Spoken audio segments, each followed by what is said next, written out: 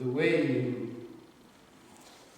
you greeted us, and I didn't know who was in or who was out. Suddenly everything started becoming a performance. The way that even the lady up the tree in white, or the gentleman sitting next to her.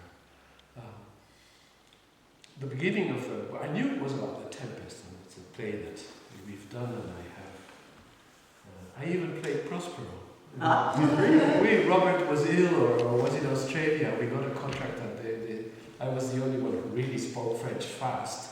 So they said, in 3 days you learn the part and you do it. So the beginning, you could say, is the classic. It's what I call the Titanic. It's aristocratic. It's aristocratic. It's rich. It's joyous. It's elegant. It's very beautiful. And at one point there is a scene which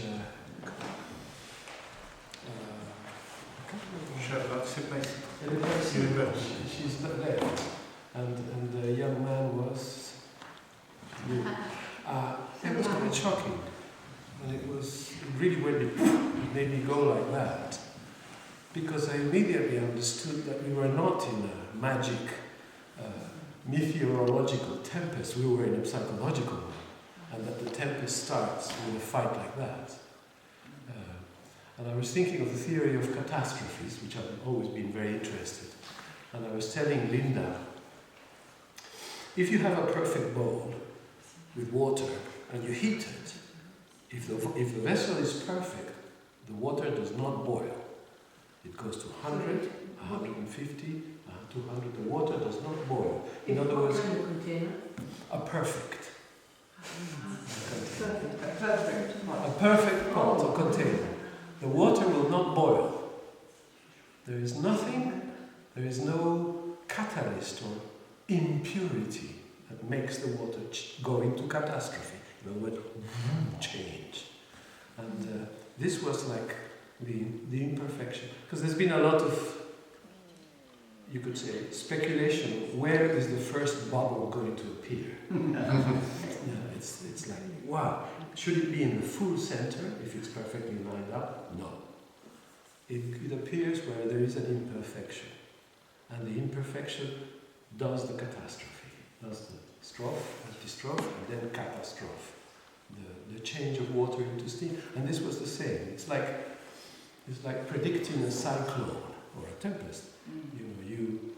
You can look at old maps and algorithms, and they can more or less predict in 6 months there will be a cyclone on Florida, because of the way everything is going, and there's something, there are impurities feeding into the process, and there's going to be a catastrophe, a storm, a tempest.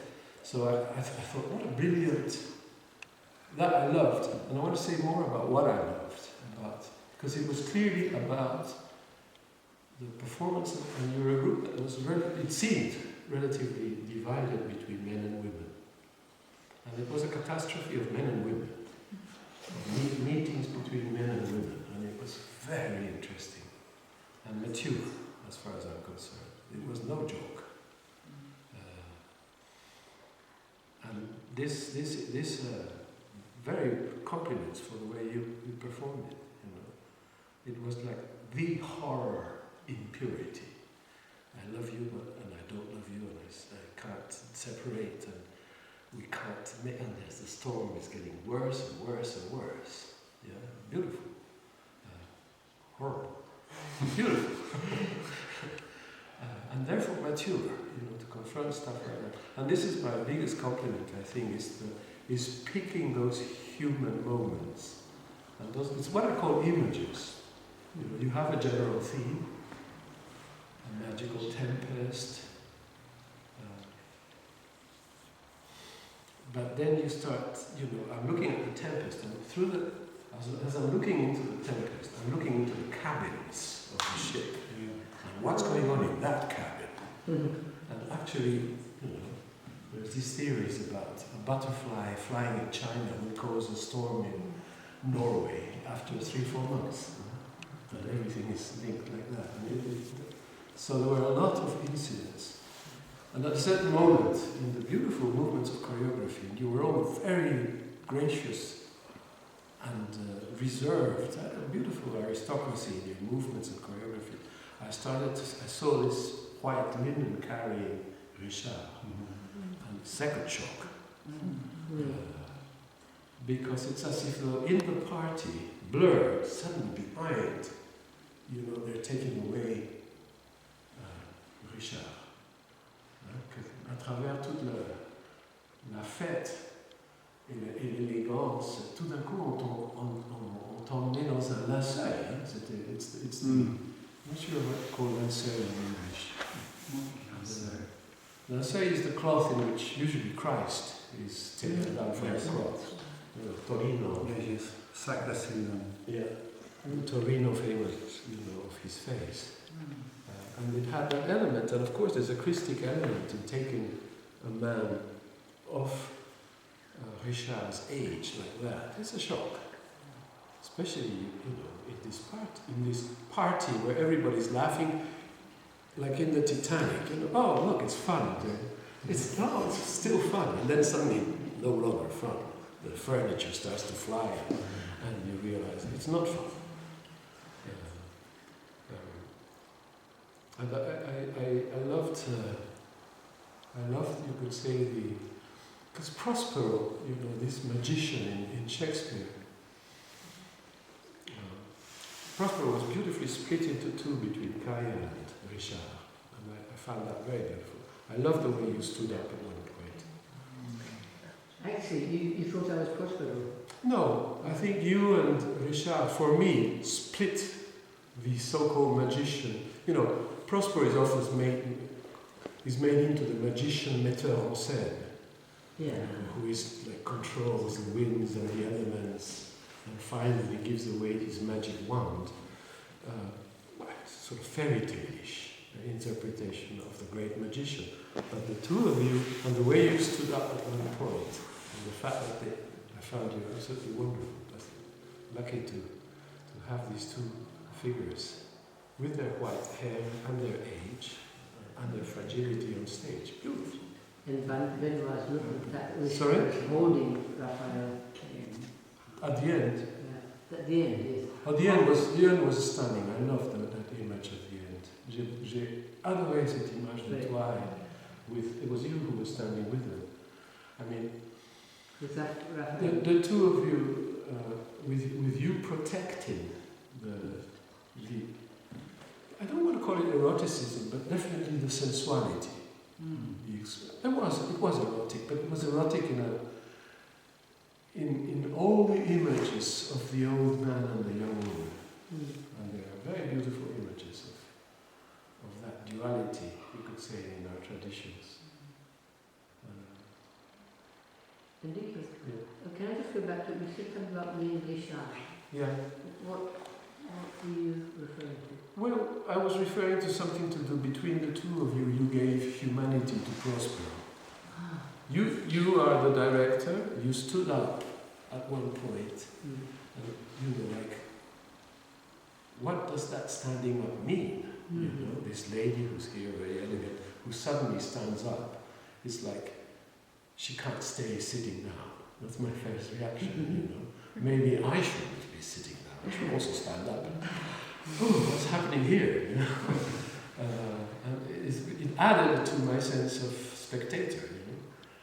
It put me under further strain. I loved it. And Richard was like the frailer, more frail character inside the image.